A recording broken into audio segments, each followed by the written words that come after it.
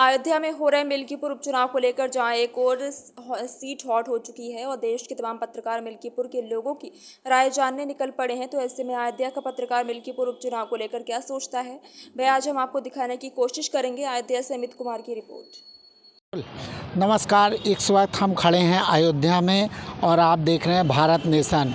अयोध्या में इस समय जो है मिल्कीपुर उपचुनाव को लेकर काफ़ी ज़्यादा सरगर्मी है और अयोध्या के जो वरिष्ठ पत्रकार हैं, आइए हम इनसे बात करते हैं कि ये जो है मिल्कीपुर उपचुनाव पर क्या राय है इनकी। मिल्कीपुर उपचुनाव को लेकर आपकी क्या राय है? देखिए, मिल्कीपुर उपचुनाव जो अभी 5 तारीख को होने जा रहा है, यहाँ पे लोग जाएंगे, वोटिंग करेंगे, तो कहीं ना कहीं देखा जाए, देखिए बेरोज़गारी सबसे बड़ा मुद्दा रहेगा और क्या व्यवस्थाएं हैं इस सरकार में, वो भी बहुत बड़ा मुद्दा रहेगा। और कहीं ना कहीं किसानों के जो खेत में जानवर जाके उनके खेत को बर्बाद कर रहे हैं, ये भी बहुत बड़ा मुद्दा है।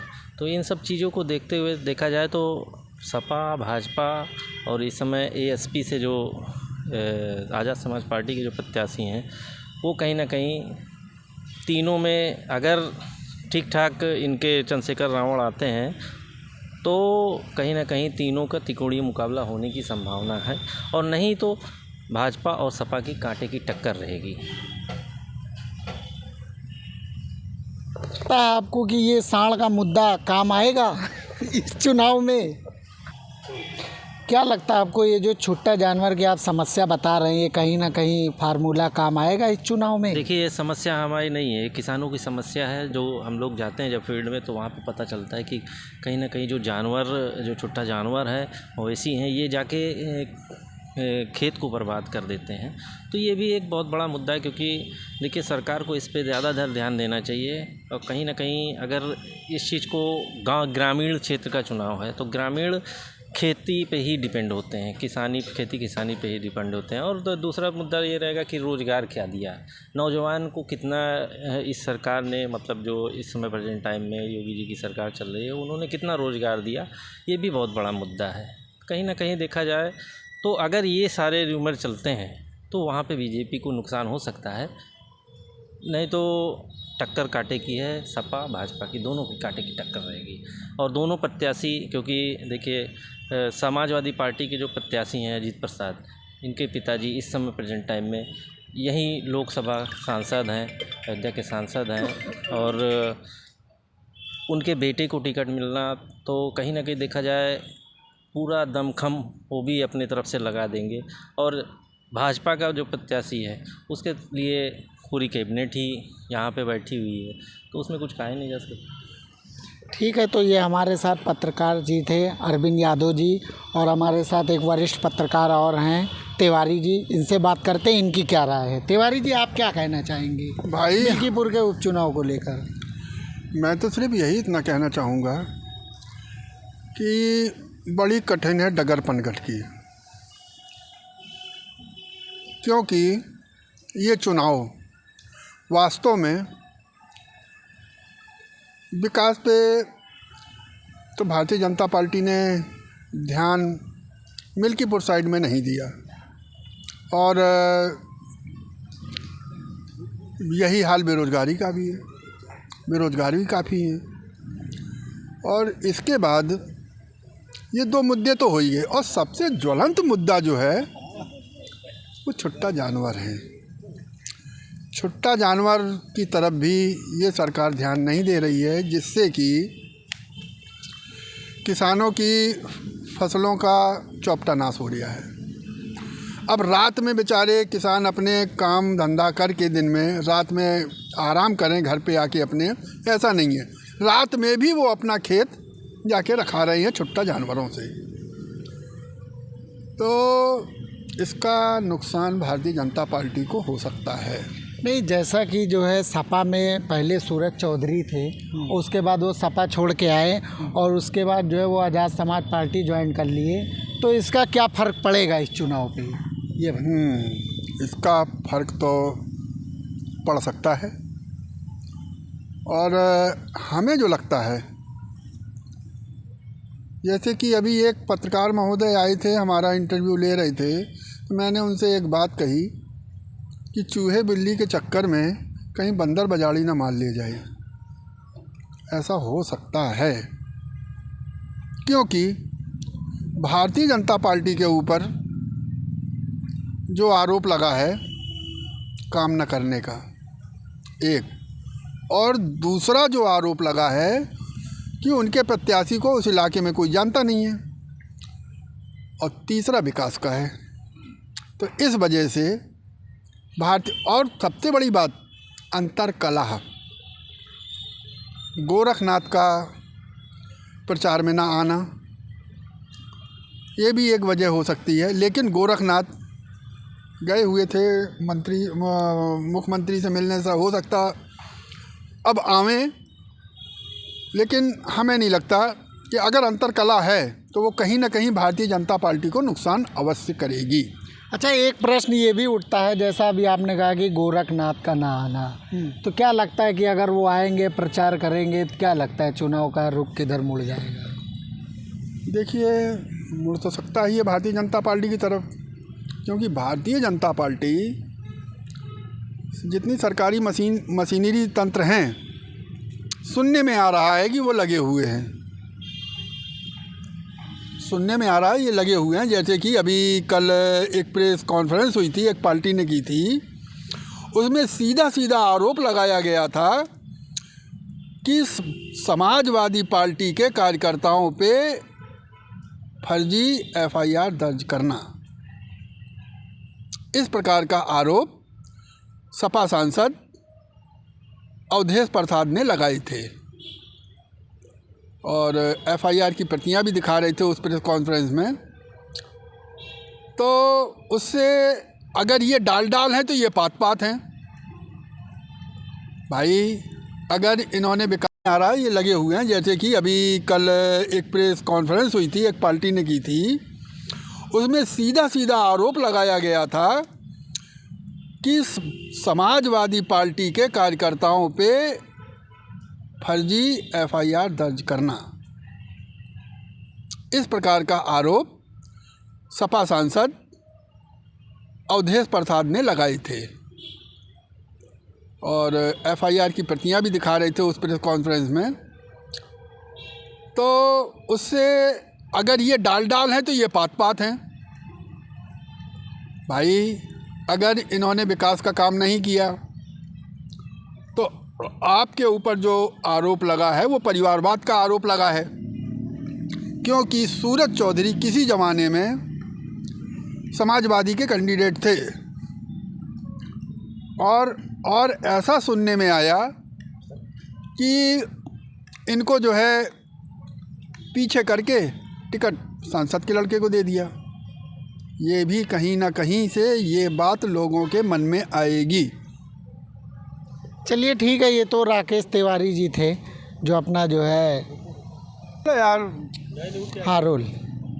तो जैसा कि अभी आपने कहा बाबा गोरखनाथ नहीं है, या कहीं ना कहीं खब्बू तिवारी जी भी नहीं है, क्या लगता है आपको जो ब्राह्मण वोट है वो किस तरफ जाएगा इस बार? ये तो यक्ष प्रश्न है। अब ब्राह्मण के सामने एक चुनौती है कि ब्राह्मण जाए तो जाए कहाँ, क्योंकि ब्राह्मण वर्ग एक ऐसा है जैसे यादव वर्ग है।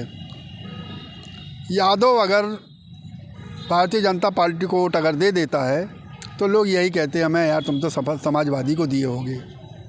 सेम पोजीशन ब्राह्मण की है। अब नाराज़गी तो है ये है, क्योंकि भारतीय जनता पार्टी के पूर्व विधायक गोरखनाथ ने कई ब्राह्मणों को परेशान किया, तो ये तो टीस कहीं ना कहीं है ये है। हो सकता वो कहीं निकल के आवे इस चुनाव में। जैसा कि ये तिवारी जी थे और इनका जो है राय हमने लिया, और एक वरिष्ठ पत्रकार हमारे साथ और हैं रवि मौर्य, इनसे पूछते हैं इनकी क्या राय है। मौर्य जी, आप बताइए, जो ये चुनाव हो रहा है उपचुनाव, इस पे आप क्या कहना चाहेंगे? मौर्य जी, आप बताइए उपचुनाव को लेकर आपकी क्या राय है? उपचुनाव यहाँ सीधा मुकाबला समाजवादी पार्टी भारतीय जनता पार्टी का है, और भारतीय जनता पार्टी का विकास जो उसने किया है, उस विकास को लेकर भारतीय जनता पार्टी ने अपने मंत्रियों की फौज इस उपचुनाव में उतार दिया है। गली गली मंत्री लोग मतदाताओं को रिझाने में, समझाने में लगे हैं। वही समाजवादी पार्टी की बात की जाए तो समाजवादी पार्टी भी इस चुनाव में कोई कोर कसर नहीं छोड़ रही है। ये दोनों पार्टियों के लिए बहुत अहम चुनाव है, क्योंकि इसी धरती से फैजाबाद लोकसभा चुनाव में भारतीय जनता पार्टी की हार हुई थी और समाजवादी पार्टी प्रत्याशी अवधेश प्रसाद विजयी हुए थे। तो उसको देखते हुए भारतीय जनता पार्टी अपने मेहनत में कोई कोर कसर छोड़ नहीं रही है। समाजवादी पार्टी कैंडिडेट सांसद जी का बेटा अजीत प्रसाद है, वो भी इस चुनाव को अपनी प्रतिष्ठा मान रहा है, उसी को लेकर चुनाव लड़ रहा है। जनता से अपने पिताजी के कार्यों का बखान कर रहा है। मिल्कीपुर की जनता के अंदर अभी संदेह है कि हम वोट करें तो किसको करें। एक तरफ भारतीय जनता पार्टी के नेता लोग आ रहे हैं हमारे घर पे, दूसरी तरफ सांसद है और सांसद का बेटा वोट मांगने मेरे पास आ रहा है। तो ऐसे में अभी निर्णायक स्थिति नहीं है। फिलहाल देखा जाए तो ये स्थिति ज़रूर है कि कहीं ना कहीं भारतीय जनता पार्टी द्वारा किए गए विकास से वहाँ की जनता संतुष्ट नहीं है, तभी भारतीय जनता पार्टी को अपने नेताओं की फौज वहाँ उतारनी पड़ी है। यही स्थिति है। जैसे कि आज़ाद समाज पार्टी से सूरज चौधरी जी लड़ रहे हैं, उनके बारे में आपकी क्या राय है?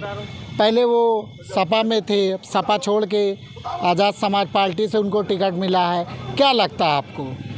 अभी नए नए आज़ाद समाज पार्टी में ये आए हुए हैं, नामांकन किया है। अभी इनको आज़ाद समाज पार्टी के बारे में समझना चाहिए। अभी समझने में वक्त लगेगा। आज़ाद समाज पार्टी मिल्कीपुर क्षेत्र में कितना काम किया है, कितने उतने सेक्टर अध्यक्ष हैं, बूथ अध्यक्ष हैं, इनको अभी बहुत समय लगेगा समझने में। समझने के बाद ही चुनाव लड़ पाएंगे। रही बात भाग के आए हैं, बागी होके आए हैं, तो उसका कोई चुनाव, इस चुनाव में जो अहम चुनाव है मिल्कीपुर उपचुनाव, ये अयोध्या नहीं पूरा देश की निगाहें इस चुनाव पे, वहाँ पे सीधी टक्कर केवल और केवल भारतीय जनता पार्टी और समाजवादी पार्टी की होगी। ये कुछ कर नहीं पाएंगे। नहीं, ये तो एक बात हो गई, लेकिन जैसे कि पहले था कि जैसे कोई कैंडिडेट नहीं था, जो वोटर थे एससी वोट था, जो उनके पास कोई विकल्प नहीं था कि वो कहाँ जाएं, किसको वोट दे। अब उनके पास एक विकल्प आ गया है, वो किस तरीके से देखते हैं आप इसको? रही बात मतदाताओं की, तो मतदाताओं के लिए भोला भारती भी हैं मैदान में और तमाम कैंडिडेट मैदान में निर्दलीय प्रत्याशी के रूप में आए हैं। तो उनके लिए विकल्प ही विकल्प है। जो मतदाता भारतीय जनता पार्टी एवं समाजवादी पार्टी को जो है वोट नहीं करना चाहते हैं, उनके लिए विकल्प की कोई कमी नहीं है। आज़ाद समाज पार्टी है, वोट दे सकते हैं। बाकी अन्य जो है भोला भारती है, वहाँ काम किया है, वहाँ जो है ब्लॉक प्रमुख क्या बोलते हैं, कुछ सदस्य थे, जिला पंचायत सदस्य थे। तो उनके जनता उनको जानती है, पहचानती है। ये जनता पार्टी एवं समाजवादी पार्टी को जो है वोट नहीं करना चाहते हैं, उनके लिए विकल्प की कोई कमी नहीं है। आज़ाद समाज पार्टी है, वोट दे सकते हैं। बाकी अन्य जो है भोला भारती है, वहाँ काम किया है, वहाँ जो है ब्लॉक प्रमुख क्या बोलते हैं, कुछ सदस्य थे, जिला पंचायत सदस्य थे। तो उनके जनता उनको जानती है, पहचानती है। तमाम तरह विकल्प है, कोई दिक्कत नहीं है जनता के लिए। कुछ और भी हमारे साथ एक वरिष्ठ पत्रकार हैं, इनसे भी बात करते हैं, इनकी क्या राय है। आइए सर, मिल्कीपुर के उपचुनाव को लेकर कैसे देखते हैं आप? देखिए, सीधी लड़ाई भाजपा और सपा में है, लेकिन अभी तक तो ये माना जा रहा था, लेकिन जब से इन्होंने नामांकन किया है आज़ाद समाज पार्टी से सूरज चौधरी ने, अब ये मुकाबला त्रिकोणी भी माना जा रहा है। और इसका फ़ायदा, जैसे कैंडिडेट बीएसपी का नहीं खड़ा है, तो उसके वोटर सूरज चौधरी की तरफ जा सकते हैं। अब रही विकास की बात, तो विकास तो अयोध्या में हुआ ही है और राम मंदिर बनने से भी काफ़ी सड़कें बनाई जा रही हैं। जहाँ पे हम लोग खड़े हैं पार्क में, वो भी देखिए कितना सुंदर सौंदर्यीकरण हुआ है। तो विकास तो हुआ ही है, तो ये भी एक मुद्दा होगा। बाकी उपचुनाव तो सरकार का ही माना जाता है कि जो उपचुनाव होते हैं, जो जिसकी सरकार होती है उसी का ज़्यादातर उसी के फेवर में होता है। तो हम लोग इस तरह से भी देख रहे हैं कि बीजेपी जीत भी सकती है यहाँ से। नहीं, जैसे अभी जो है उसमें अरे क्या कहते हैं आपका, समाजवादी पार्टी के जो नेता लोग हैं, वहाँ पे जो बूथ लोग हैं, वहाँ पे जो बूथ बना हुआ है, उनके ऊपर जो है कहीं ना कहीं मुकदमा दर्ज किया जा रहा है। समाजवादी पार्टी के जो लोग हैं वो आरोप लगा रहे हैं बीजेपी के ऊपर, उसको लेकर आप क्या कहेंगे? हाँ, ऐसा अगर हो रहा है तो गलत है। अगर किसी द्वेष भावना से, किसी बदला लेने या चुनाव से जोड़ के अगर ये मुकदमा दर्ज हो रहा है तो ये गलत ही है। अब उसमें क्या सच्चाई है? हालांकि कल एक समाजवादी की प्रेस कॉन्फ्रेंस हुई है, उसमें ये तेज नारायण पांडे जो पूर्व मंत्री थे, अवधेश प्रसाद जी थे, तमाम सपा के वरिष्ठ नेता थे, उन्होंने ये आरोप लगाया है कि सपा के कार्यकर्ताओं पे फर्जी मुकदमे लगाए जा रहे हैं और वो कापी भी दिखा रहे थे। तो अगर इस तरह का कुछ चल रहा है तो ऐसा नहीं होना चाहिए, ये फेयर इलेक्शन होना चाहिए। तो जैसा कि आपने देखा, जो हमारे साथ वरिष्ठ पत्रकार थे, उन्होंने अपनी कहीं ना कहीं राय रखी और वो कह रहे हैं कि जो ये हो रहा है सही नहीं हो रहा है। अयोध्या से अमित कुमार, भारत नेशन।